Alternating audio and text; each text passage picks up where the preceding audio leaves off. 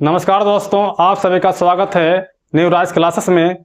आज हम पढ़ने जा रहे हैं एक बहुत ही इम्पोर्टेंट टॉपिक जो कि यूपी बोर्ड की दृष्टि से और परीक्षाओं की दृष्टि से काफ़ी इम्पोर्टेंट है। तो हमारा टॉपिक कौन सा है?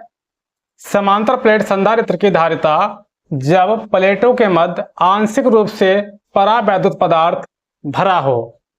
ठीक है, तो यहाँ पर जो है एक डायग्राम दे रखा है जो कि समांतर प्लेट संधारित्र की धारिता का है, जिसके मध्य एक टी मोटाई की परावैद्युत पदार्थ की कोई पट्टी रखी गई है जिसका परावैद्युतांक K है। तो यहाँ पे मान लेते हैं दो प्लेट हैं, पहली प्लेट P तथा दूसरी प्लेट Q है, जिसके मध्य टी मोटाई वाली परावैद्युत पदार्थ की कोई पट्टी रखी जाती है जिसका परावैद्युतांक K है। अब दोनों प्लेटों की बीच की दूरी स्मॉल d मान लेते हैं। पहले प्लेट को किसी विद्युत स्रोत से प्लस Q आवेश दिया जाता है। यह प्लस Q आवेश इसकी बाहरी सतह पर एक समान रूप से डिस्ट्रीब्यूट हो जाता है। इसी प्रकार इंडक्शन के द्वारा या प्रेरण, एक हमारे वर्ड होता है प्रेरण, जिसको इंग्लिश में इंडक्शन बोलते हैं।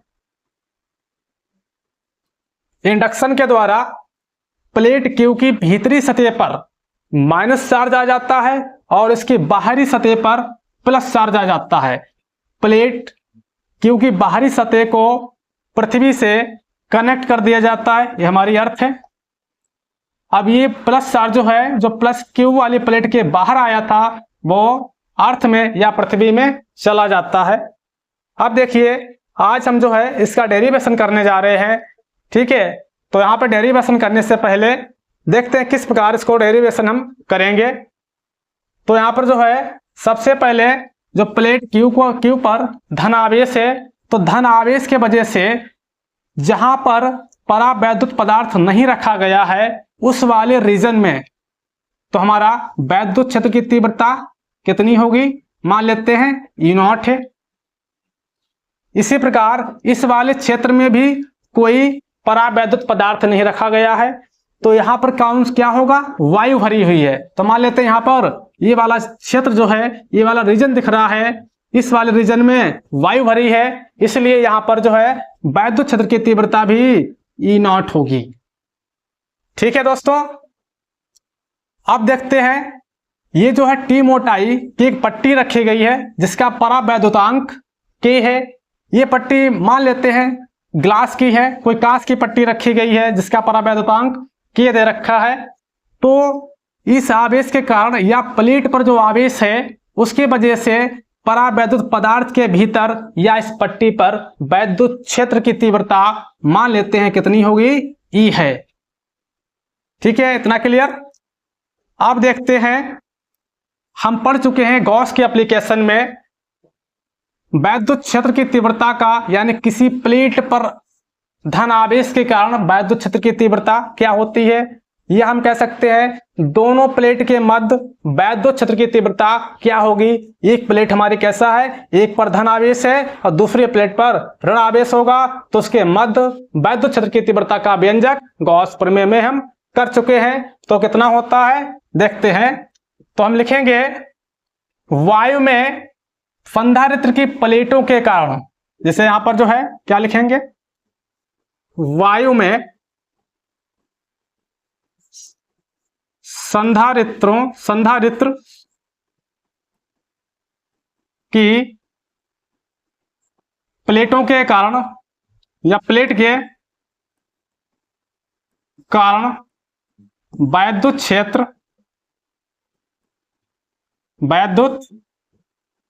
क्षेत्र की तीव्रता कितनी होती है? E0 equal to sigma upon epsilon 0, जहां एप्सिलॉन 0 क्या है? निर्वात या वायु की वैद्युतशीलता बोला जाता है। ठीक है, जहां पर सिग्मा क्या होता है? सिग्मा इक्वल टू होता है Q अपान A। ये क्या है? प्लेट P और प्लेट Q का एरिया है। इस प्लेट का एरिया भी ये है और इस प्लेट का भी एरिया ये है। तो कह सकते हैं दोनों प्लेट का एरिया कैसा है? समान है। तो सिग्मा क्या होता है? सिग्मा होता है पृष्ठीय आवेश घनत्व। तो पृष्ठीय आवेश घनत्व किसे कहा जाता है? एकांक क्षेत्रफल पर जितना आवेश डिस्ट्रीब्यूट होता है, इस प्लेट के एकांक क्षेत्रफल पर जितना आवेश डिस्ट्रीब्यूट होगा या वितरित होगा, उसी को कहा जाता है पृष्ठीय आवेश घनत्व, जिसे सिग्मा से प्रदर्शित करते हैं। ठीक है।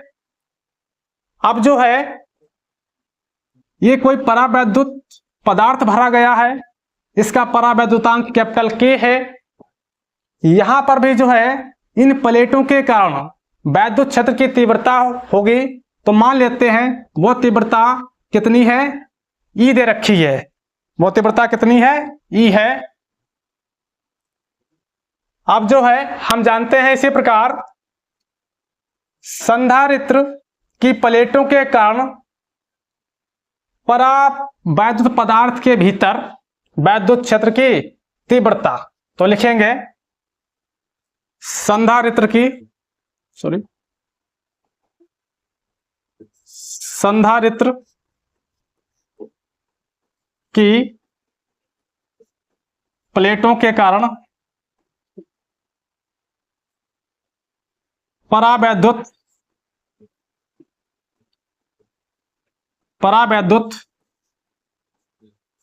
पदार्थ के भीतर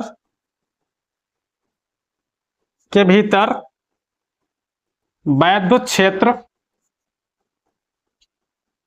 की तीव्रता कितनी है? ई है। तो ई इक्वल टू कितना हो जाएगा? सिग्मा अपान के। इस बार क्या आएगा? के आएगा, क्योंकि परावैद्युत पदार्थ का परावैद्युतांक कितना है? के है। तो के एप्सिलॉन 0। ठीक है। अब जो है यहां पर हम डिस्टेंस देखेंगे। दोनों प्लेट के बीच की दूरी स्मॉल डी है। अब जहां पर वायु भरी है तो वो डिस्टेंस कितनी होगी? D minus T. ये डिस्टेंस कितनी होगी? D minus T. इसी प्रकार ये डिस्टेंस कितनी होगी? D minus T. ठीक है। अब जो है हम निकालेंगे पोटेंशियल डिफरेंस, विभवांतर, यानी कि वायु में संधारित्र की दोनों प्लेट के कारण वायु में विभवांतर, वायु में कितना विभवांतर होगा, अब वो देखते हैं। तो लिखेंगे संधारित्र के प्लेटों के कारण या प्लेट पर उपस्थित आवेश के कारण वायु वाले क्षेत्र में विभवांतर। देखिए संधारित्र की प्लेटों पर आवेश के कारण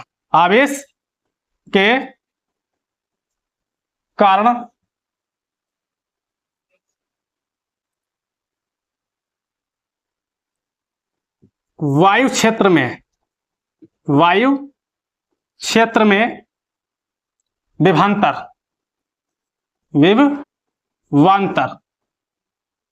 कितना है? मान लेते हैं V नॉट है।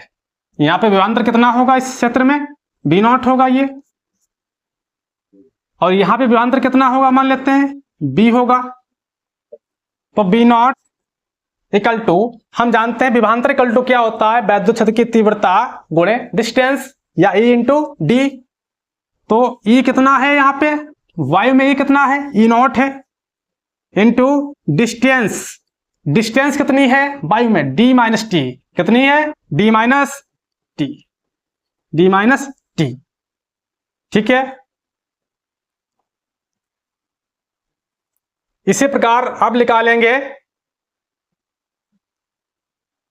परावैद्युत पदार्थ के भीतर या परावैद्युत पदार्थ की पट्टी का विभवांतर। संधारित्र के मध्य रखी परावैद्युत पदार्थ का विभवांतर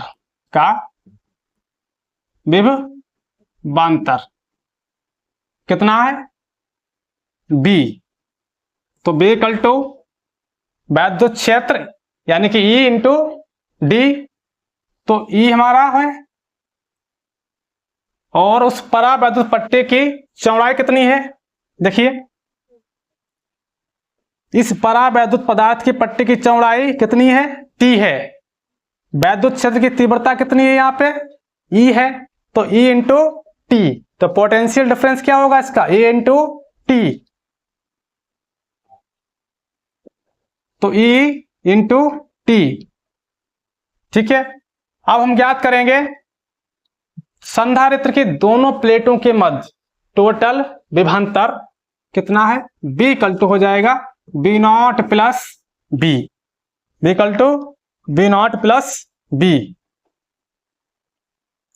तो यहां पर जो है B equal to B naught की वैल्यू हम पुट करेंगे। बी नॉट की वैल्यू कितनी आई थी, E naught D minus T plus B की वैल्यू कितनी है, ई इंटू टी। अब यहां पर हम ई नॉट की वैल्यू पुट करेंगे। ई नॉट की वैल्यू कितनी थी, ई नॉट की value V equal to sigma upon epsilon 0 into D minus T plus E की वैल्यू फाइंड की थी सिग्मा अपान के एप्सिलॉन 0 इंटू टी। तो बी इक्वल टू हमारा आ जाएगा सिग्मा अपान एप्सिलॉन, कॉमन मिल रहा है तो सिग्मा अपान एप्सिलॉन 0 कॉमन ले लिया है, तो हमारे पास D minus T plus T upon के प्राप्त हुआ है। अब हम जानते हैं जो सिग्मा की वैल्यू होती है वो क्यू अपान ई होती है, चार्ज पर यूनिट एरिया। तो बी इक्वल टू आ जाएगा, सिग्मा की वैल्यू पुट करेंगे तो Q upon A epsilon 0 bracket D minus T plus T by K. तो यहां पर जो है संधारित्र की प्लेटों के मध्य टोटल विभवांतर कितना आया, B equal to Q by A epsilon 0 into D minus T plus T by K. अब हम लिखेंगे संधारित्र की कुल धारिता। तो संधारित्र की कुल धारिता C equal to Q upon B. तो यहां पे जो है बी की वैल्यू यहां पे पुट करेंगे तो क्यू अपान बी की वैल्यू कितनी है, Q upon A epsilon 0 bracket D minus T plus T upon के। देखिए दोस्तों क्यू से क्यू कैंसिल हो जाएगा और ये हमारा कहां जाएगा, अंश में चला जाएगा। तो यहां पर जो है सी इक्वल टू आ जाएगा A epsilon 0 D minus T plus T by K, या हम लिख सकते हैं इसको epsilon 0 A upon D minus T plus T by K. तो इस तरीके से जो है समांतर प्लेट संधारित्र की धारिता हम प्राप्त कर सकते हैं, या प्राप्त हमने की है जब उसके प्लेटों के मध्य कोई परावैद्युत पदार्थ की पट्टी रखी गई है जिसकी मोटाई टी थी और उसका परावैद्युतांक के था। यहां पे देखिए एप्सिलॉन 0 है वैद्युतशीलता है, ई है प्लेटों का क्षेत्रफल, डी हमारे क्या है दोनों प्लेटों के बीच की दूरी है, और टी क्या है ये परावैद्युत पदार्थ की पट्टी की चौड़ाई है। अब देखिए यहाँ पे कुछ केसेस हैं, यहाँ पे 3 केसेस आते हैं। केस नंबर हमारा फर्स्ट क्या होगा, यदि संधारित्र के दोनों प्लेटों के मध्य पूर्ण रूप से क्या भर दें, परावैद्युत पदार्थ तो हम भर दें, या जो है उसकी परावैद्युत पदार्थ की पट्टी की चौड़ाई को बढ़ा दें। देखिए ये यहाँ पर जो है टी मोटाई की कोई जो है परावैद्युत की पदार्थ की पट्टी रखी हुई है। अब यदि इसको हम क्या कर दें और बढ़ा दें इस तरीके से, ये देखिए ऐसे, इस तरीके से पूरे रीजन में आ जाएगी, ऐसे इस तरीके से ये तो आएगा, ये ऐसे रख देंगे, ये पूरा हो गया है। तब यहाँ पर जो टी होगा वो क्या हो जाएगा, टी इक्वल टू डी हो जाएगा। तब देखिए हमारा केस क्या आएगा, तो यहां पर जो टी इक्वल टू क्या हो जाएगा फर्स्ट केस में,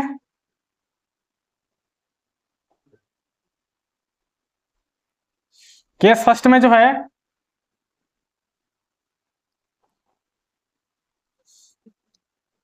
टी इक्वल टू डी, तो इस फार्मूले में हम T equal to D put करेंगे तो सी इक्वल टू आ जाएगा epsilon 0 A upon D minus T की वैल्यू पुट करेंगे डी, तो डी हो जाएगा प्लस टी अपॉन के, तो डी से डी कैंसिल हो जाएगा, तो हमारा सी की वैल्यू आएगी, के ऊपर चला जाएगा तो के एप्सिलॉन 0 ए अपान टी, तो उस तरीके से धारिता आएगी के epsilon 0 A upon T. Second हमारा केस होगा, देखते हैं।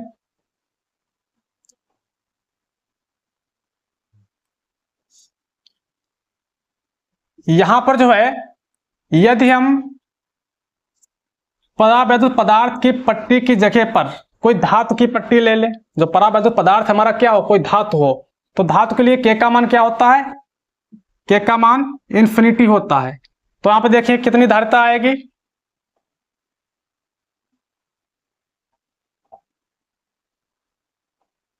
देखिए अगर इस फार्मूले में हम के की वैल्यू इन्फिनिटी कर देंगे तो टी 1 अपान इन्फिनिटी 0 हो जाएगा, तो ये पूरा टर्म 0 हो जाएगा। तो हमारे पास सी की वैल्यू कितनी आ जाएगी, epsilon 0 A upon D minus T, ये हमारा सेकंड केस में आएगा। ठीक है, तो इस प्रकार दोस्तों हम समांतर प्लेट संधारित्र की धारिता प्राप्त कर लेते हैं जब उसके प्लेटों के मध्य कोई आंशिक रूप से पदार्थ भरा हो जिसका परावैद्युतांक के हो, तो उसको जो है डेरिवेशन को इस तरीके से ड्राइव किया जाता है। ठीक है, अब जो है चलिए मिलते हैं नेक्स्ट वीडियो में, धन्यवाद।